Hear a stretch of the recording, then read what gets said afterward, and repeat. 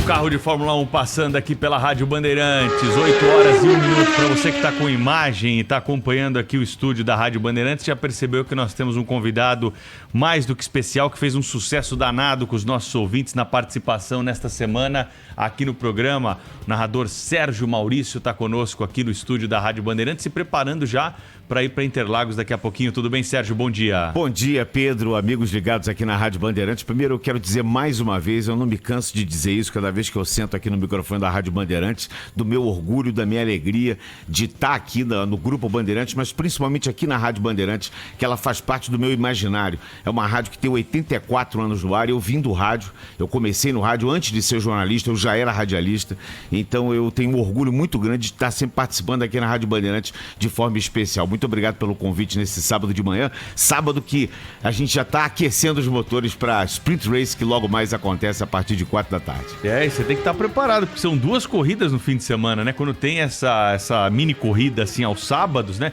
Como é que fica para quem está transmitindo a Fórmula 1, hein, Sérgio? Olha, para mim fica maravilhoso, porque eu amo fazer o que faço. Eu sempre digo que eu sou um cara privilegiado, porque eu faço o que eu mais gosto e ainda me pagam para isso. Então eu realmente amo, e eu acho que esse formato, esse ano que está sendo implementado, que está sendo experimentado pela FIA, é um formato bastante interessante, porque ele torna o fim de semana mais dinâmico. Ontem, sexta-feira, já teve a classificação, aliás, com muita bulha, a gente daqui a pouquinho fala sobre isso. Hoje tem o TL1, o TL2, na verdade, um treino livre a partir de meio-dia e meio. Depois tem uma corrida curta de 100 km, uma corrida Sprint Race que vale pontos. Terceiro, segundo e primeiro ganham 3, 2 e 1 pontos. E essa corrida classifica ou forma o grid para a corrida principal. Então eu acho que é um fim de semana bastante dinâmico, a terceira vez. Isso aconteceu na Inglaterra, no GP de Silverstone, na Itália, no GP de Monza, e o Brasil também foi escolhido para fazer esse experimento, digamos assim, que pode ser ampliado para o ano que vem. Exatamente. Ontem o Max Wilson esteve aqui conosco, né? Piloto, que é do time Band também aí, do comentaristas do automobilismo, estava explicando para os ouvintes as possibilidades, o que pode acontecer no ano que vem, uma nova reformulação, pontuação no sábado, um grid sendo definido na sexta. Bom, tudo está em aberto ainda para a temporada do ano que vem. Mas vamos falar sobre ontem, né? O que você viu ontem em Interlagos, o que mais te chamou a atenção? Os prognósticos que foram feitos aí antes dos carros começarem a rodar aqui em Interlagos estão mantidos, ou você viu alguma coisa ali que pode modificar aquilo que estava sendo previsto para esse grande prêmio, hein, Sérgio? Exatamente o que você falou, os prognósticos que fizemos, né? Na prova passada, só voltando um pouquinho do GP do México, num determinado momento em que estávamos ali todos acreditando que a Mercedes podia ir para frente, a Red Bull foi lá, conquistou a vitória. De uma hora eu falei para o Felipe Giafone e para o Reginaldo, acho que a gente não entende nada de Fórmula 1, vou trocar com o Ivan Bruno, vou narrar lá a NBA, porque eu acho que isso está sendo o grande mote, o grande barato dessa temporada 2021.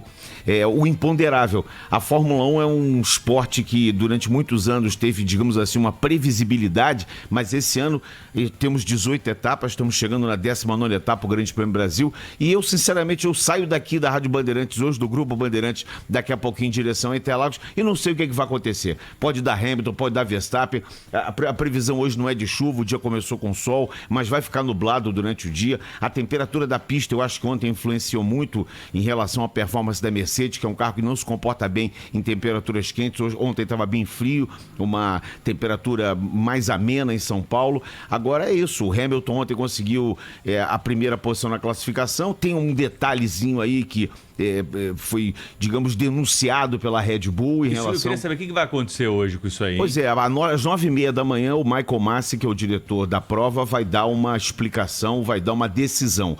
Existem 2 situações. Primeiro que o Hamilton foi denunciado, claro que pela Red Bull, em que havia uma irregularidade na asa móvel traseira, no spoiler traseiro do carro do Hamilton. E depois aconteceu uma coisa que o Max Verstappen jamais podia fazer. Ele colocou a mão na asa do carro do Hamilton. Ele não pode encostar a mão em nada. Existe uma determinação de que quando os carros param depois de treino de classificação ou depois das corridas, eles não podem ser tocados por ninguém, nem pelo próprio piloto, que só pode sair do carro, recolocar o volante e aquela espuma de proteção e se afastar do carro, e por nenhum outro membro, nem da própria equipe, nem de equipe contrária. E o Max Verstappen foi lá, mexendo na asa traseira, querendo ver ou querendo enxergar uma irregularidade no carro do Hamilton. Quer dizer, poderíamos ter duas punições separadas. Se a FIA determinar que realmente o Hamilton está fora do regulamento, ele vai receber uma punição, e ele já está punido com 5 posições no grid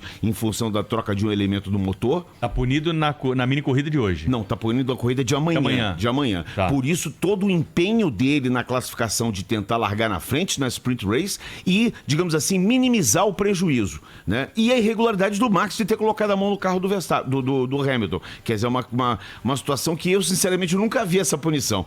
Essa punição de um piloto encostar a mão no carro do outro, essa tá no regulamento, mas a linha do regulamento que nunca foi utilizada, mas pode ser utilizada nesse fim de semana. E você vê o que é.